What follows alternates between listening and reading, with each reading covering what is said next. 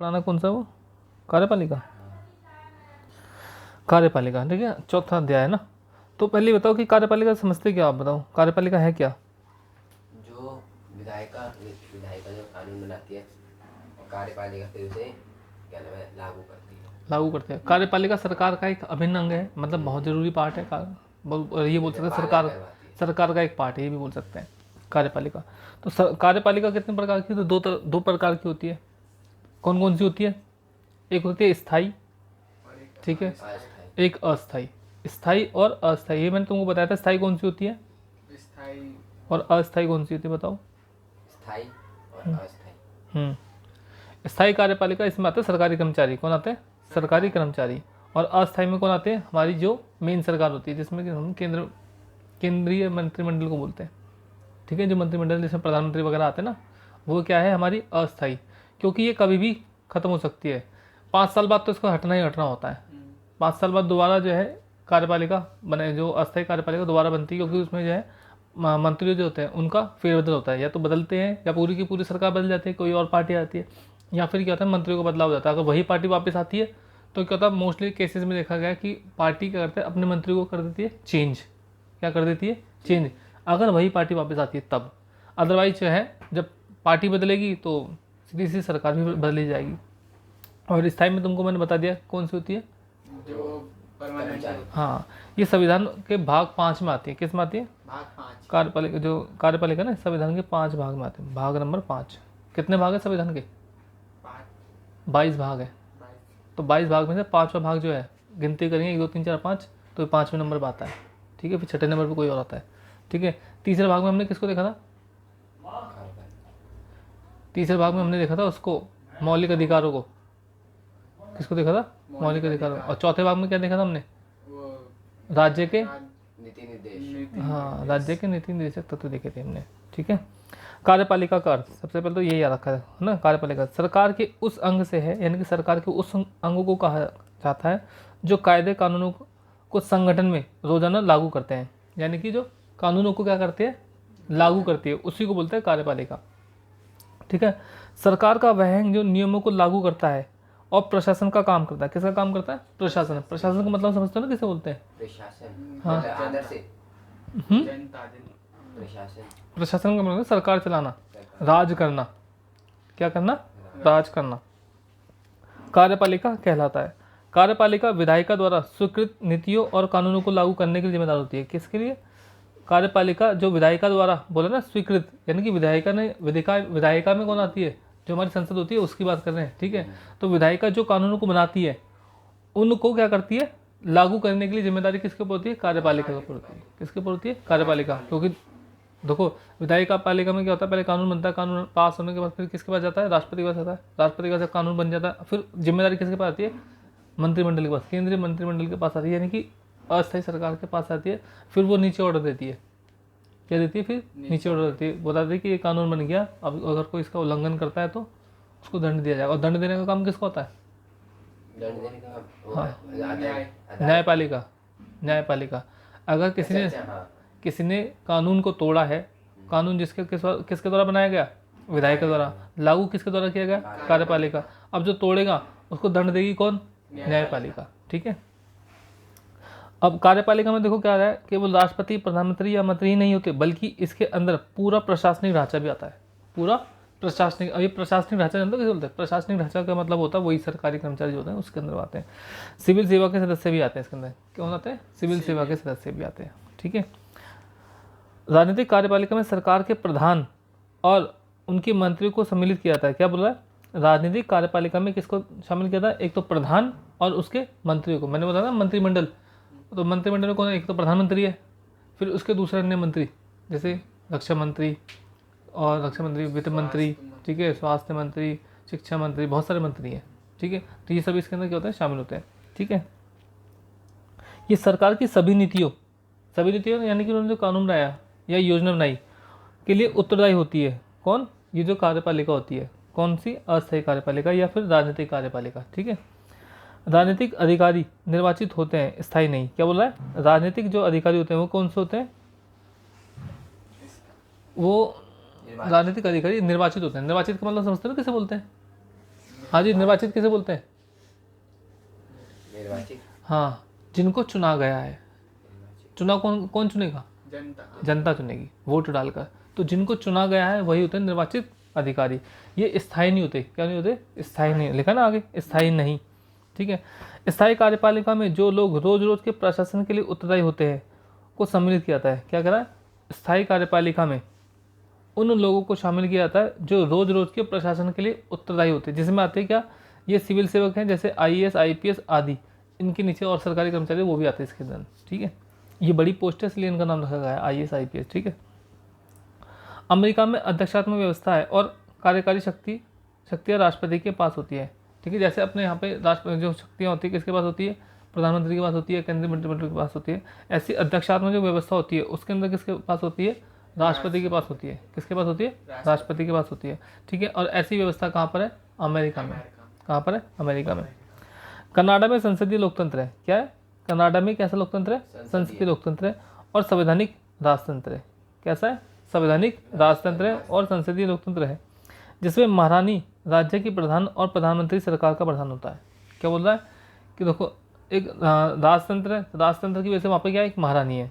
ठीक है, और संसदीय लोकतंत्र है इसलिए वहाँ पे क्या है? प्रधानमंत्री भी है। ठीक है, तो जो महारानी होती है वो राज्य की क्या होती है? प्रधान। जैसे कि अपना कौन होता है? राष्ट्रपति होता है ना, वैसे ही है। ठीक है, एक तरह से राष्ट्रपति की तरफ भूमिका होती है, मतलब नाम मात्र के लिए होता है ये भी। ठीक है, मेन काम किसी और को होता है। ठीक है, तो प्रधानमंत्री सरकार का प्रधान होता है। फ्रांस में राष्ट्रपति और प्रधानमंत्री अध्यक्षात्मक व्यवस्था के हिस्से होते हैं। क्या? अर्ध अध्यक्षात्मक। कैसी? अर्ध अध्यक्षात्मक। राष्ट्रपति प्रधानमंत्री और अन्य मंत्रियों की नियुक्ति करता है। क्या करता है? जो राष्ट्रपति होता है, ठीक है, ऐसी जगह पर, कहाँ पर? जहाँ पे अर्ध अध्यक्षात्मक होती है, तो वहाँ पर क्या? राष्ट्रपति किसको? प्रधानमंत्री और अन्य मंत्रियों की क्या करता है? नियुक्ति करता है। ठीक है, पर उन्हें पद से हटा नहीं सकता क्योंकि वे संसद के प्रति उत्तरदायी होते हैं। किसके प्रति उत्तरदायी होते हैं? संसद के प्रति। हमारे देश में जब कभी चुनाव होता है संसद का, तो वहाँ पे कौन चुन के प्रधानमंत्री बनता है? ठीक है, प्रधानमंत्री को कसम कौन दिलवाता है? राष्ट्रपति दिलवाता है। कौन दिलवाता है? राष्ट्रपति। और अन्य जो मंत्री होते हैं उनको भी कौन दिलवाता है? राष्ट्रपति दिलवाता है। तो ये जो काम हो गया फ्रांस वाला, वो एक तरह से क्या हो गया? अपने भारत में भी एक्चुअली क्या, भारत बहुत सारी जो है चीज़ें अन्य देशों से मिलती है भारत की। हमने पढ़ा तो है कि भारत के संविधान को क्या कहा जाता है? उधार का थैला कहता है। क्यों? क्योंकि हमने बहुत सारी चीज़ें अन्य दूसरे संविधान, हाँ, अन्य दूसरे संविधानों से लिए, इसलिए भारत के संविधान को क्या बोला जाता है? उधार का थैला कहते हैं। ठीक है। जापान में संसदीय व्यवस्था है जिसमें राजा देश का और प्रधानमंत्री सरकार का प्रधान होता है। ठीक है, क्या कह रहा है कि जापान है, तो जापान में भी कैसी व्यवस्था है? संसदीय व्यवस्था। संसदीय व्यवस्था जैसे कि अपने देश में भी है ना? अपने देश में है ना संसदीय व्यवस्था, है ना, जिसमें राजा होता है। जापान में क्या है? राजा है। और भारत में राजा की बदली कौन है? राष्ट्रपति है। ठीक है, और प्रधानमंत्री सरकार का प्रधान होता है। प्रधानमंत्री सरकार का प्रधान होता है। जैसे अपने यहाँ पे प्रधानमंत्री किसका प्रधान है? सरकार का। ठीक है, वो हटा तो सब हटे। ठीक है, दिए वो।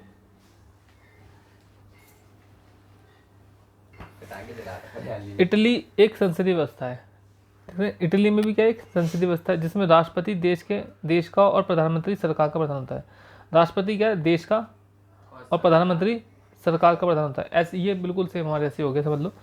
राष्ट्रपति क्या होता है? देश का प्रधान होता है। हमारे यहाँ भी राष्ट्रपति देश का प्रधान है और प्रधानमंत्री सरकार का प्रधान होता है। ठीक है, हमारे देश में जो है कहा गया है कि जो सरकार होगी वो प्रधानमंत्री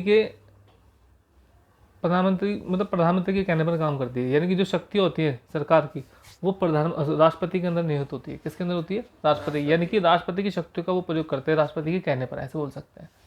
ठीक है, रूस में एक अर्ध अध्यक्षात्मक व्यवस्था है।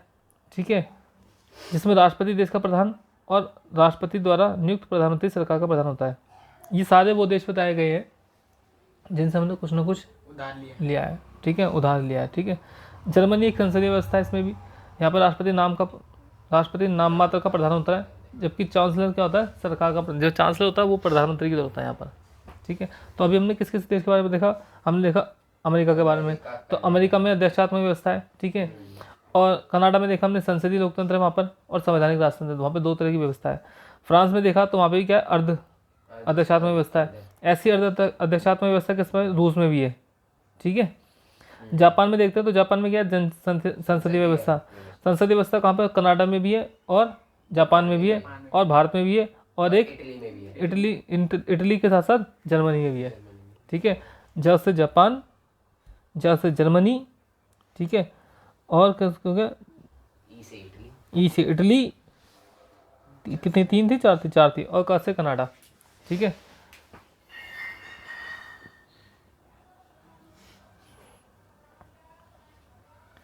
देखो अध्यक्षात्मक व्यवस्था, अध्यक्षात्मक व्यवस्था में राष्ट्रपति, देश और सरकार दोनों का ही प्रधान होता है।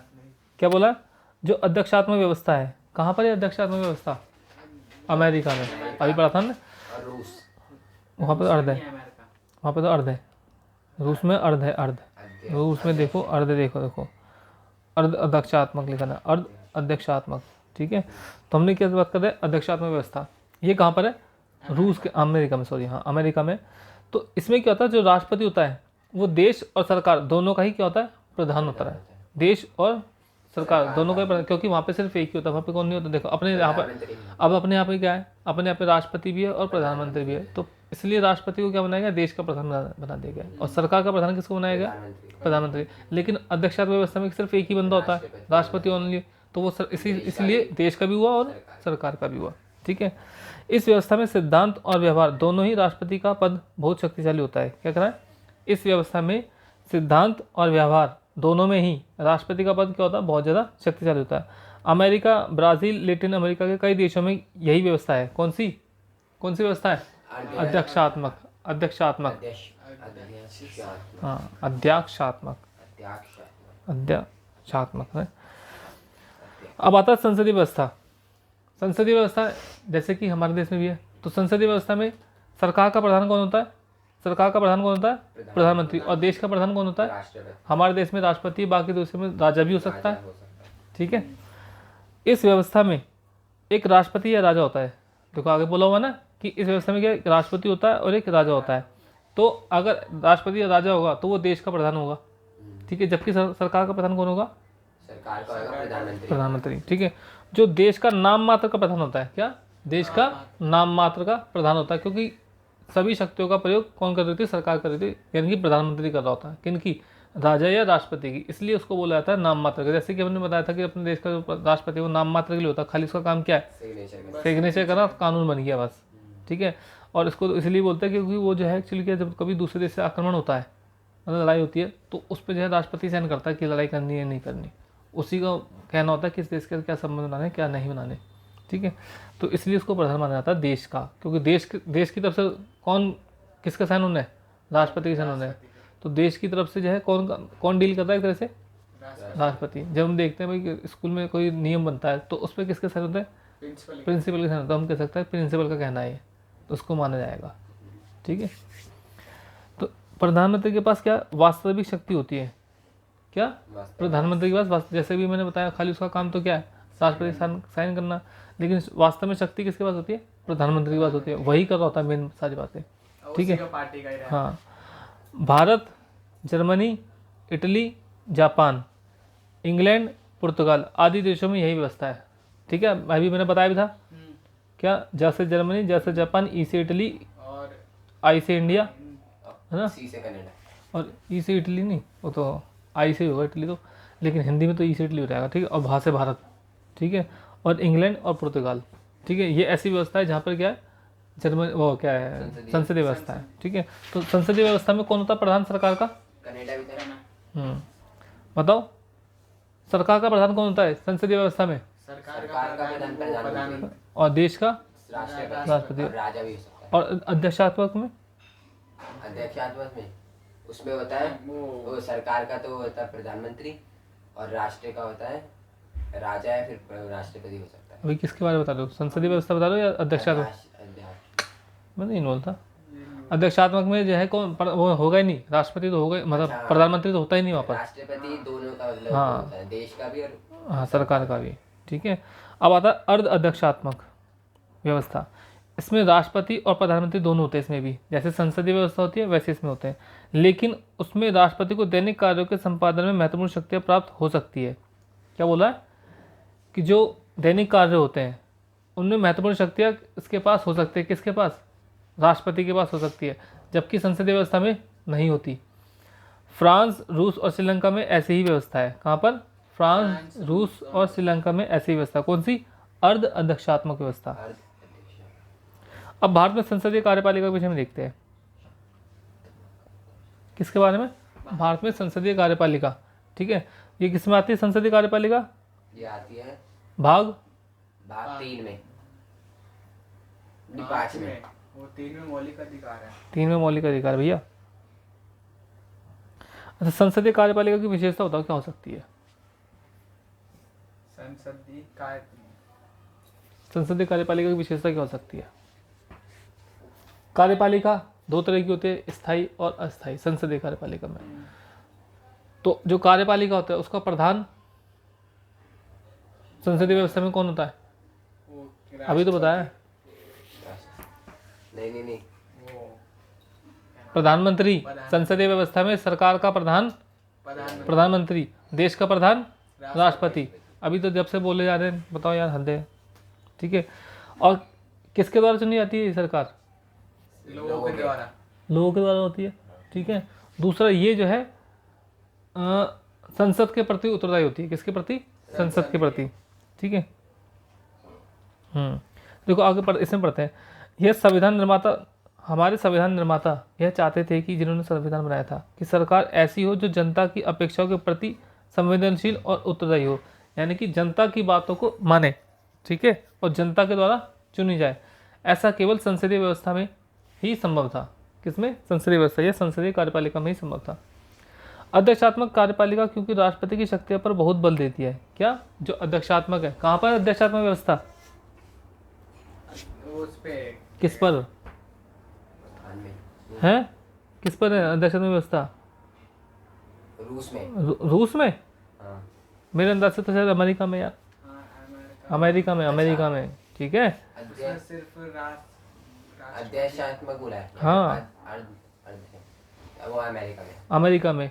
और अमेरिका में जो है तो वहाँ पर राष्ट्रपति को सारी शक्तियाँ दे रखी होती है। तो इसलिए बोला गया कि शक्तियों पर बल दिया गया राष्ट्रपति की। कहाँ पर? अमेरिका में, यानी कि अध्यक्षात्मक व्यवस्था में। इसमें व्यक्ति पूजा का खतरा बना रहता है। किसका? व्यक्ति पूजा का खतरा। अब ये व्यक्ति पूजा का मतलब समझो क्या होता है? व्यक्ति पूजा का मतलब उसको खुश करने के में लगे रहते हैं लोग। क्या करने में लगे?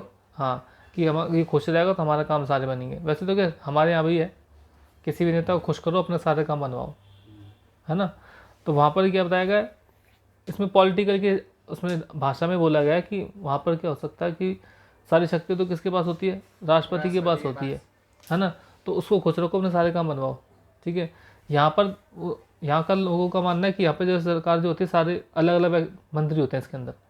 ठीक है, तो सबको खुश, इसके लिए जो है एक व्यक्ति की पूजा नहीं की जा सकती इसके अंदर। यहाँ पे बहुत सारे व्यक्ति होते हैं क्योंकि सरकार बहुत सारी होती है।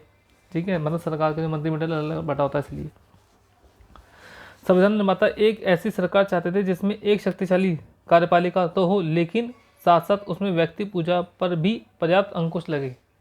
किस पर?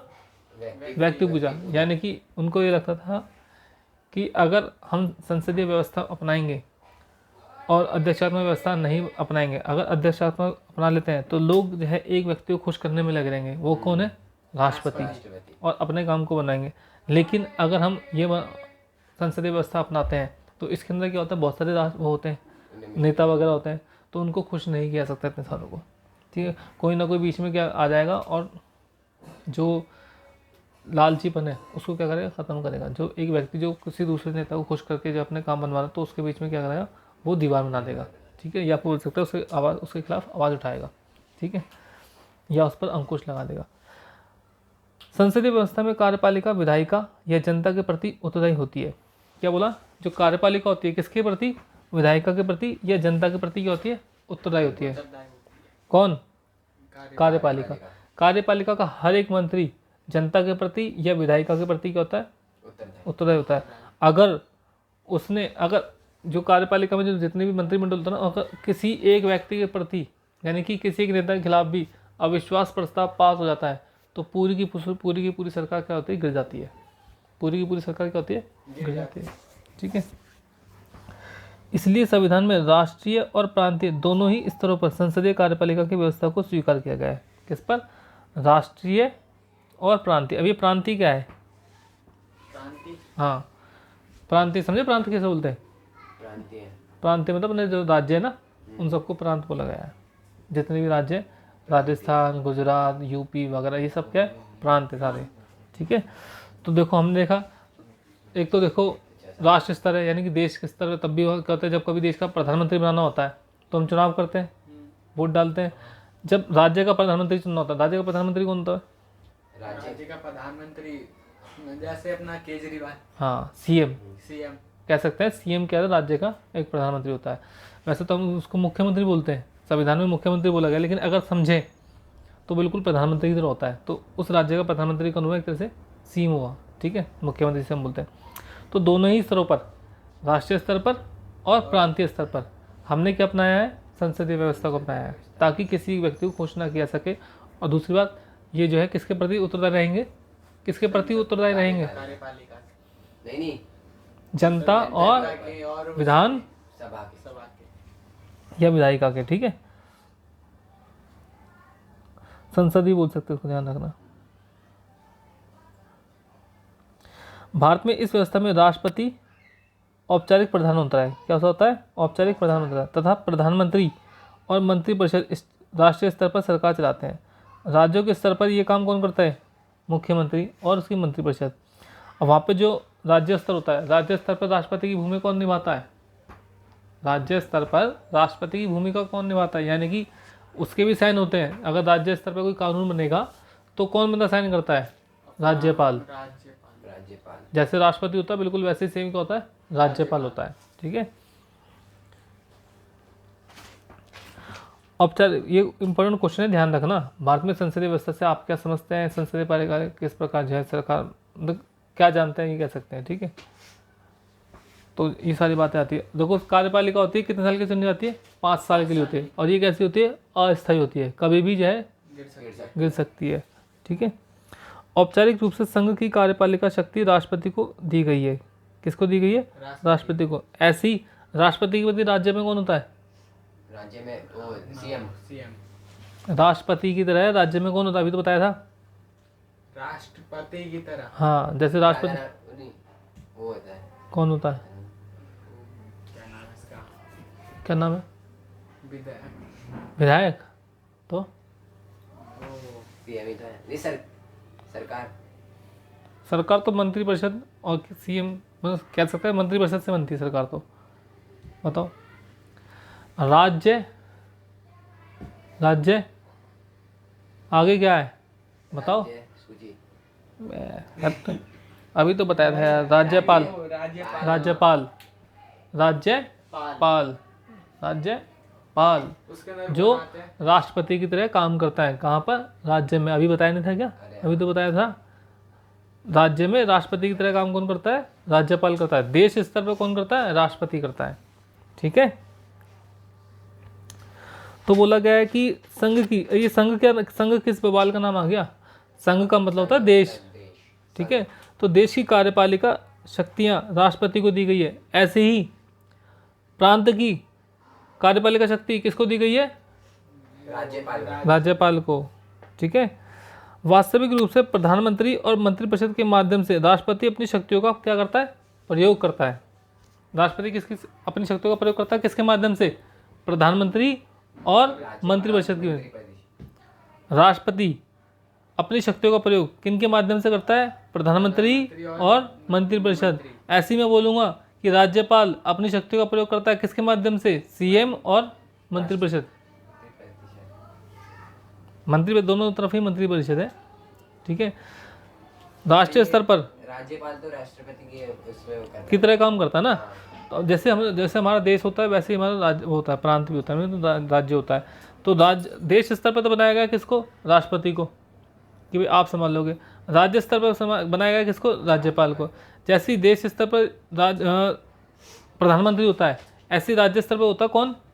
सीएम होता है। जैसे ही साइन, कोई देश स्तर पर कोई कानून बनेगा तो उस पर साइन करेगा कौन? राष्ट्रपति। अगर राज्य में कोई कानून बनता है तो उस पर कानून साइन कौन करेगा? राज्यपाल करेगा। तो इसलिए हम बोलते हैं कि देश स्तर पर, यानी कि राष्ट्रीय स्तर पर शक्तियों का, राष्ट्रपति की शक्तियों का प्रयोग करना कौन कर रहा है? प्रधानमंत्री कर रहा है, या फिर उसका मंत्रिपरिषद कर रहा है, यानी कि मंत्रिमंडल कर रहा है। अब आते हैं उसी सेम चीज़ पे, राज्यपाल पे, उस पर आते हैं राज्य पे। राज्यपाल की शक्तियों का प्रयोग कौन कर रहा है? सीएम कर रहा है, और उसका मंत्रिपरिषद यानी कि उसका मंत्रिमंडल यूज़ कर रहा है। अच्छा, समझ गए। ठीक है, दोनों सेम ही चीज़ है, बस नाम थोड़ा सा बदला गया है। ठीक है, एक ही चीज़ है मतलब। अब दोनों कितने साल की चुनी जाती है? 5-5 साल के लिए। ठीक है, और 5 साल के लिए कौन कौन व्यक्ति चुन सकता है? सार्वभौमिक वयस्क मताधिकार वाला व्यक्ति। कौन होता है सार्वभौमिक वयस्क मताधिकार? क्या है ये? मैंने शॉर्ट उसमें बोला, बेटा घुमा के बताओ सार्वभौमिक वयस्क मताधिकार क्या है। 60 वाला। 60 सार्वभौमिक। सार्वभौमिक मत वयस्क अधिकार का मतलब क्या है? मैंने बोला कि वो व्यक्ति जो है चुनता है जिसके पास सार्वभौमिक वयस्क मताधिकार है। तो कौन होता है सार्वभौमिक वयस्क मताधिकार? है क्या चीज़? बताओ बताओ। पता है तुम्हें, लेकिन तुम्हें वर्ड याद नहीं आ रहा। बताओ जल्दी बताओ। एक बार फिर से बोलना। सार्वभौमिक वयस्क मताधिकार क्या है? बस बोल दो दोबारा। जो पीछे बोला था आपने, पीछे क्या बोलता? जो मत। क्या करता है वो? तो वही तो तुमसे पूछ रहा हूँ मैं, करता क्या वो है? सार्वभौमिक वयस्क मताधिकार एक ऐसा व्यक्ति जो 18 साल का है और जिसको वोट डालने का अधिकार है, इसी को बोलते हैं सार्वभौमिक वयस्क मताधिकार। तू ही बता देता ना। ठीक है, वयस्क मताधिकार भी इसी को बोलते हैं, सार्वभौमिक वयस्क मताधिकार भी यही है। ठीक है, तो सार्वभौमिक वयस्क मताधिकार से अभिप्राय क्या है? देश में रहने वाला प्रत्येक व्यक्ति, देश में रहने वाला प्रत्येक व्यक्ति जिसकी उम्र 18 साल का है, 18 साल है, उसे वोट डालने का क्या है? अधिकार है। यही क्या है? सार्वभौमिक वयस्क मताधिकार है। कब इसकी उम्र बदली गई थी? बताया था 2002 में। आई शाबाश। कब कब बदली गई थी उसकी उम्र? 21 से 18 कर दी थी। हाँ, बताया था मैंने। कौन सा संविधान संशोधन था? 84 या 85 ऐसे कुछ था। मशहूर गिनती कौन सी है? 84 था। 84 गई लाइन। मशहूर गिनती, मशहूर गिनती, मशहूर नंबर है एक। मशरूम। मशहूर नंबर यानी कि वो नंबर बहुत फेमस है, लोग बोलते थे उस नंबर को। 85। 61। 61। सुना नहीं? 61 62 63 64 नहीं सुना? 61 62। चलो कोई बात नहीं, फिर 61 नंबर। ठीक है, संविधान संशोधन, संविधान संशोधन कितना? 61। 61। ठीक है, संविधान संशोधन 61। और समय कौन सा था? वर्ष कौन सा था? 1989। कब? 1989 में। हाँ हाँ बना लो। टाइम कितना हो गया? 16 क्या हो गया? बना लो। ठीक है, तो वह भी अप्रत्यक्ष तरीके से निर्वाचित सांसद और विधायक करते हैं। ठीक है, क्या क्या कह रहा है कि राष्ट्रपति 5 साल से चुना जाता है, वह भी अप्रत्यक्ष तरीके से निर्वाचित सांसद और विधायक करते हैं। यह निर्वाचन समानुपातिक प्रतिनिधित्व की प्रणाली और एकल संकीर्ण मत के सिद्धांत के अनुसार होता है। ठीक है,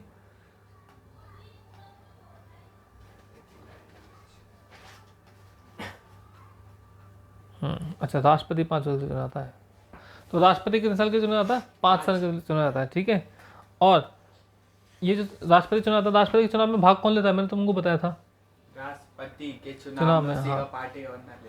हाँ शाबाश, उसी पार्टी का बंदा लेता है। हाँ बताओ, राष्ट्रपति को चुनने वाले जो लोग होते हैं, वोट डालते हैं राष्ट्रपति को, वो कौन होते हैं? ये पूछ रहा मैंने। कौन होते हैं? हाँ, वो कौन होते हैं? हम नहीं होते।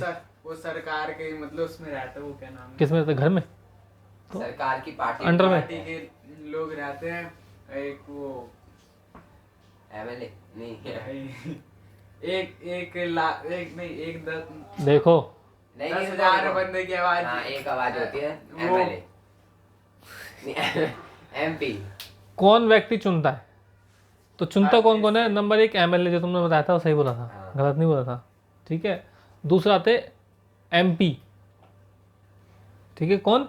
एमपी। अब ये एमपी 2 तरह के होते हैं, एक तो राज्यसभा वाले और एक लोकसभा। लोकसभा वाले। तो यानी कि लोकसभा के सदस्य हैं, राज्यसभा के सदस्य हैं, और सभी एमएलए चुनते हैं किसको? राष्ट्रपति को चुनते हैं। सभी एमएलए।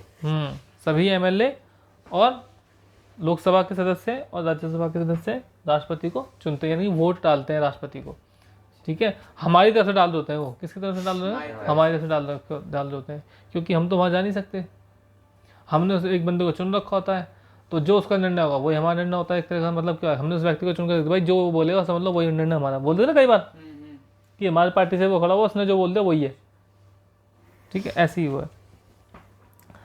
अब राष्ट्रपति को चुना जाता है क्या, एक तरीके से चुना जाता है जिसे बोलते हैं निर्वाचन समानुपातिक प्रतिनिधित्व की प्रणाली और एकल संक्रमणीय मत के सिद्धांत के अनुसार इसका चुनाव होता है। किसका, राष्ट्रपति का। संसद, देखो मैंने तुमको बताया था राष्ट्रपति पर महाभियोग लगाया जाता है। क्या लगाया जाता है, महाभियोग। वही महाभियोग है किस बवाल का नाम, जब वो कोई गलत कार्य कर रहा होता है 14 दिन पहले उसे बता दिया जाता है कि तू गलत काम कर रहा है ना, हाँ नोटिस जाता है उसको। गलत काम कर रहा होता है उसको 14 दिन पहले बता देते हैं, गलत काम करने से पहले बता देते हैं।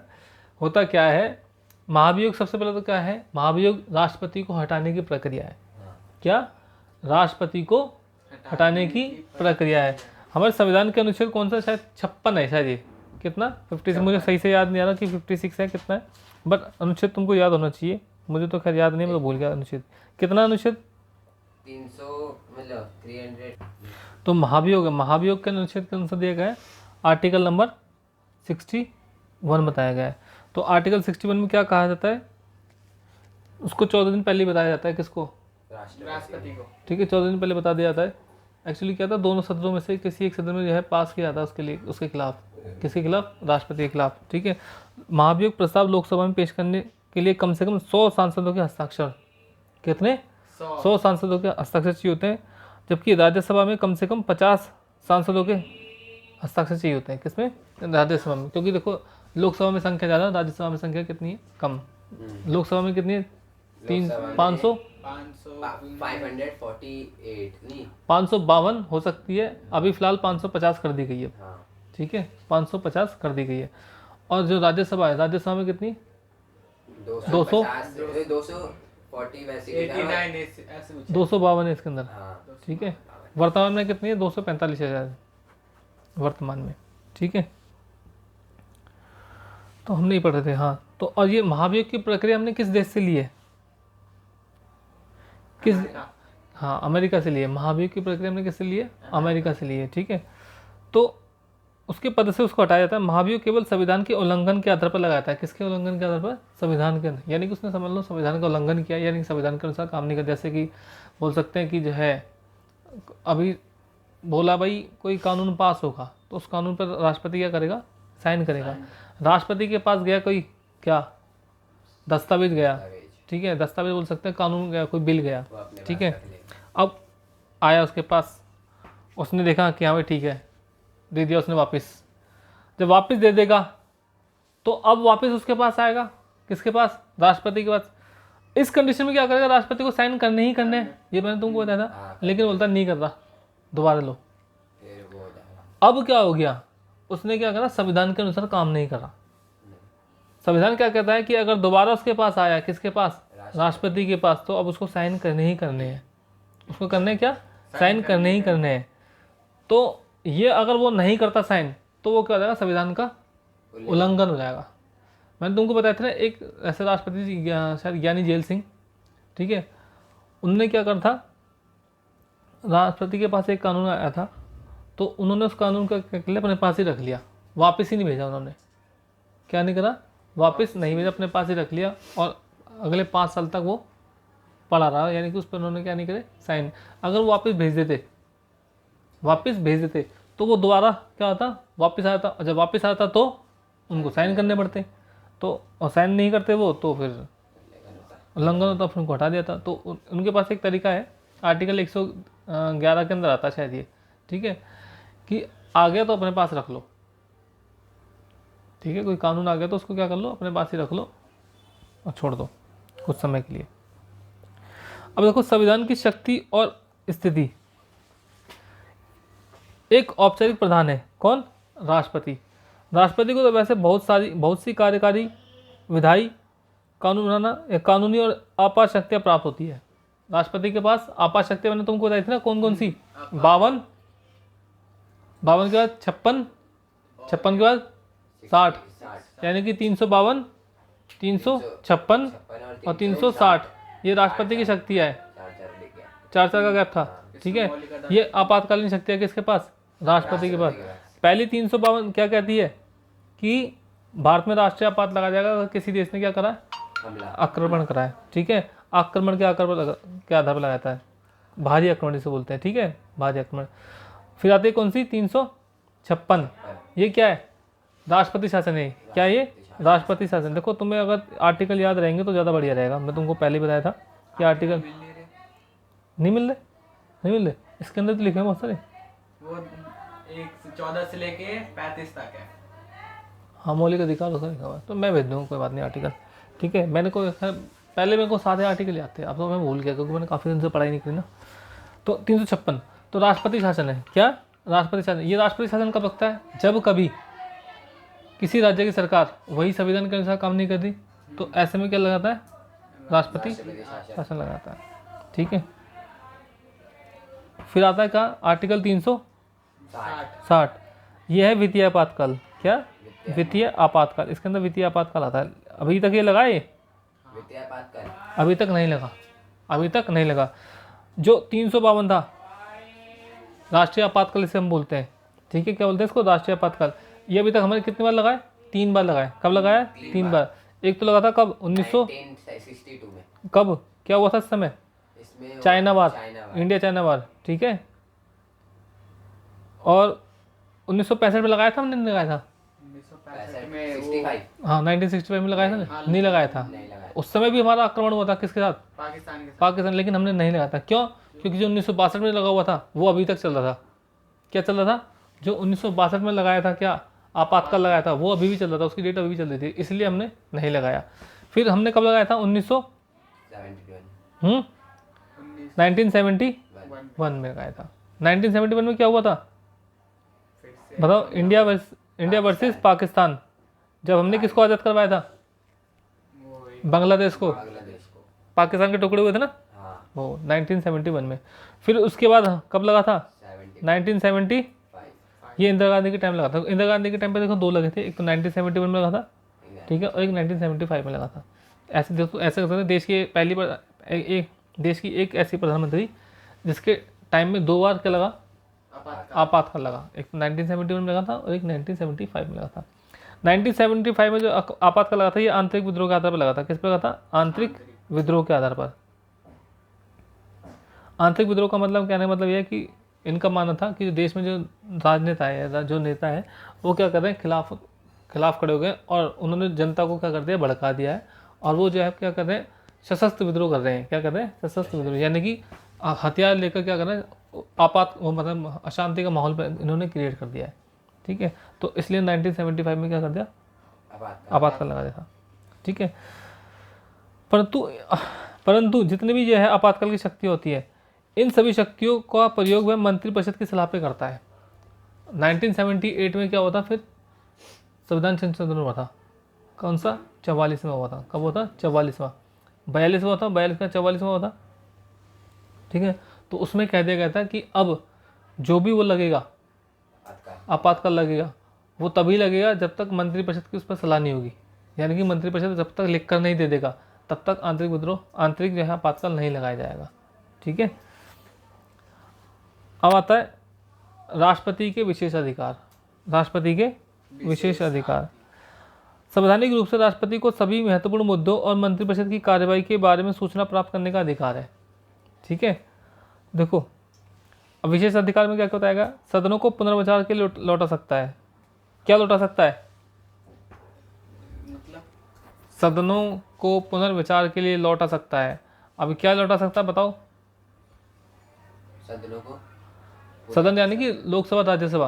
हाँ, हाँ, बोला उसी के लिए बोल रहा है कि क्या लौटा सकता है?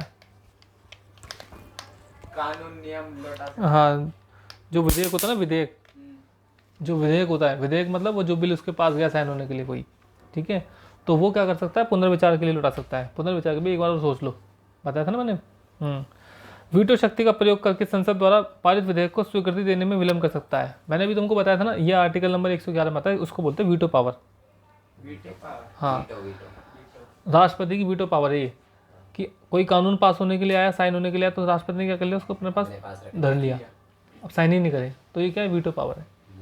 ठीक है, वो जितने मर्जी लंबे समय तक इसको रख सकता है। फिर चुनाव के बाद कई नेताओं के दावे के समय यह निर्णय करें कि कौन प्रधानमंत्री बनेगा। यानी कि कह रहा है कि चुनाव हो लिया, ठीक है, चुनाव हो लिया, लेकिन किसी भी दल को पूर्ण बहुमत नहीं मिला। जैसे कि भारत में शायद 371 है, क्या 371 सीट अगर आपको मिल जाती है तो आप सरकार बनाओगे, 371 सीट नहीं मिली तो आप सरकार नहीं बनाओगे। अब मान लो बहुत सारे दल है, जैसे कि हमारे देश में है बहुत सारे दल, सभी को कुछ कुछ वोट मिले हैं, सभी को क्या मिला है, थोड़े थोड़े वोट मिले हैं। तो अब ऐसे में कोई भी किसी के पास तो 371 है ही नहीं, ठीक है, 371 या 72 मान होता, ठीक है, तो किसी को जो है मिले ही नहीं इतनी सीटें। तो अब क्या करें, तो राष्ट्रपति देखेगा कि किसको बनाया जाए प्रधानमंत्री, राष्ट्रपति के ऊपर डिपेंड करता है कि प्रधानमंत्री किसको बनाना चाहता है वो, ठीक है, तो उसको क्या करता है, प्रधानमंत्री बना देगा। अब जब वो प्रधानमंत्री बना देगा तो उसको अपना बहुमत पेश करना पड़ेगा, क्या करना पड़ेगा, अपना बहुमत पेश करना पड़ेगा, किसको, प्रधानमंत्री को। तो प्रधानमंत्री अपना बहुमत पेश करने के लिए क्या करेगा, जो विपक्ष के जो जवाब देना पड़ेगा, उसको साबित करना पड़ेगा कि मेरे पास 372 वो है, वोट 372 मेरे पास वो है एमएलए, सॉरी एमएलए नहीं एमपी, जो मुझे सपोर्ट करते हैं, सरकार चाहते हैं मेरी ही सरकार बने, उसको ये साबित करना पड़ता है।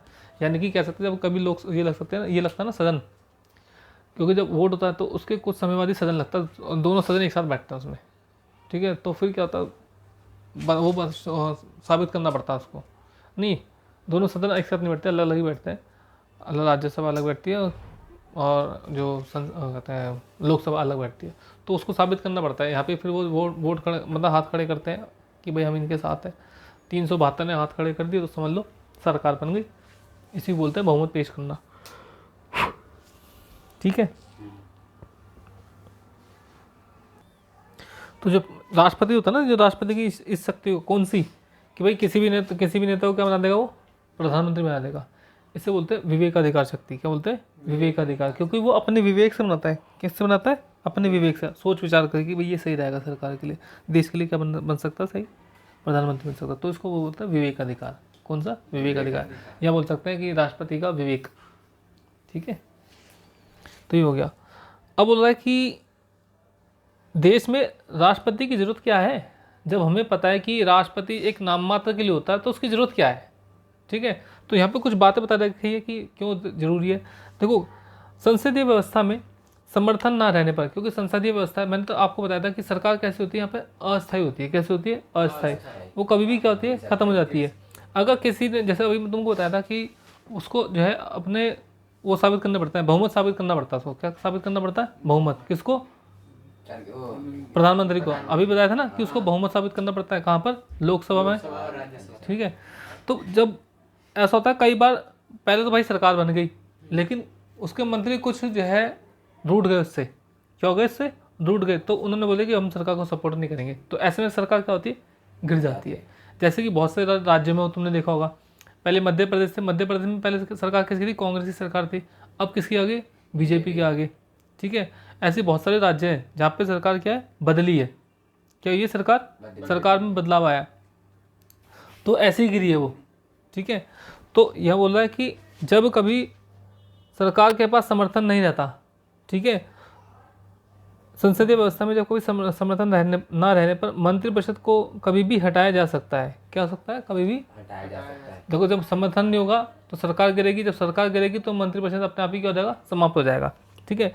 ऐसे समय में एक ऐसे राष्ट्र प्रमुख की आवश्यकता होती है जिसका कार्यकाल क्या होता है, स्थायी होता है। कैसा होता है, स्थायी होता है। तो भारत में जो राष्ट्रपति होता है वो एक तरह से स्थायी होता है, 5 साल के बाद ही वो हटता है, ठीक है। या जो सांकेतिक रूप से देश का प्रतिनिधित्व कर सके, किस रूप से, सांकेतिक रूप से, ठीक है। तो इसलिए हमें सांकेतिक में इशारा तौर पे, संकेत के हिसाब से, ठीक है, हाँ, सांकेतिक बोल सकते हैं, जैसे कि नाम मात्र के लिए होता है ना वो, कि भाई अब कोई बोले कि भाई तुम्हारे देश का तो प्रधानमंत्री खत्म हो गया, मतलब प्रधानमंत्री सरकार नहीं रही तो प्रधानमंत्री भी खत्म हो गया, तो उसका मतलब वहाँ पर तुम्हारे देश का रखवाला कोई है नहीं, तो हम कह सकते हैं कौन है हमारे देश का रखवाला, राष्ट्रपति है। ऐसे में किसको बता सकते हैं, राष्ट्रपति को बता सकते हैं, प्रधान बता सकते हैं उसको, देश का प्रधान कौन है, राष्ट्रपति। राष्ट्रपति की अनुपस्थिति में उपराष्ट्रपति ये सभी कार्य करते हैं, किसकी अनुपस्थिति में? राष्ट्रपति जैसे राष्ट्रपति हट गया, मान लो बीच रास्ते में राष्ट्रपति हट गया या राष्ट्रपति की मृत्यु हो गई, तो ऐसे में क्या होता है, उपराष्ट्रपति इसका काम करता है। कौन करता है? उपराष्ट्रपति। ठीक है, ऐसे में अभी तक जो है 2 ही राष्ट्रपति रहे, एक तो जो है वीवी गिरी, ठीक है, और एक है वो एक होते कहते हैं यार, सुप्रीम कोर्ट के जज थे, अब्दुल्ला करके शायद उनका नाम था, मुझे पूरा नाम याद नहीं आ रहा उनका। ठीक है, मुसलमान थे, नहीं लेडीज जेंट्स थे। ठीक है, अभी तो देश की एकमात्र लेडीज जो प्रधान वो बनी है राष्ट्रपति, कौन है? 2 बनी है, अब तो दूसरी होगी ना, कौन? मुरमुरे मुर्मुर मुरमुरे मुर्मुर मुरे मुरमुरे मुर्मू मुर्मुर मुर्मू। ठीक है, पूरा नाम क्या उनका? मुर्मुर द्रौपदी मुर्मू, हाँ, बताया था ना, द्रौपदी महाभारत। मुर्मू। ठीक है, इससे पहले कौन सी थी? इंदिरा नहीं, इससे पहले वो थी कौन सी? प्रतिभा पाटिल। कौन? प्रतिभा पाटिल। प्रतिभा पाटिल, जो पहली देश की क्या रही थी? महिला राष्ट्रपति रही थी। ठीक है, उसके बाद आता है भारत का जो उपराष्ट्रपति 5 वर्ष के लिए चुना जाता है। क्या भारत का उपराष्ट्रपति कितने साल के लिए चुना जाता है? 5 वर्ष के लिए चुना जाता है। जिस तरह राष्ट्रपति को चुना जाता है उसी प्रकार से उपराष्ट्रपति को चुना जाता है। लेकिन देखो, राष्ट्रपति के चुनाव में कौन भाग लेता है? एमएलए और लोकसभा और राज्यसभा के सदस्य। लेकिन जब उपराष्ट्रपति का चुनाव होता है तो वहाँ पे सारे एमएलए गायब होते हैं। क्या होता है? सारे एमएलए गायब, यानी कि एमएलए उसमें भाग नहीं लेते, उसमें सिर्फ राज्यसभा और लोकसभा के सदस्य भाग लेते हैं। और जो उपराष्ट्रपति होता है वो राज्यसभा का पदेन सभापति होता है। क्या होता है? पदेन सभापति। जैसे लोकसभा होती है, लोकसभा का कोई मॉनिटर होता होगा, तो वो सभापति होता है। इसी प्रकार से राज्यसभा होती है, राज्यसभा का भी एक मॉनिटर होता है जिसे हम बोलते हैं सभापति। सबसे सामने सीट पे बैठा होता है, सब उसी को अपनी सुनाते रहते हैं कि उनके साथ क्या दुख है क्या नहीं है। ठीक है, तो ऐसी जो है वहाँ पे कौन बैठता है? राष्ट्रपति बैठता है, सॉरी उपराष्ट्रपति बैठता है, जिसे बोलते हैं राज्यसभा का सभापति। ठीक है, पदेन सभापति बोलते हैं। लोकसभा का तो अध्यक्ष होता है अपना खुद का। ठीक है, और राष्ट्रपति की मृत्यु हो जाने पर या त्यागपत्र देने पर या महाभियोग द्वारा हटाए जाने पर उसके सभी कार्यों को कौन संभालता है? उपराष्ट्रपति संभालता है। ठीक है, तो यहाँ तक था आज, इतना ही करते हैं। ठीक है, चलो, थैंक यू।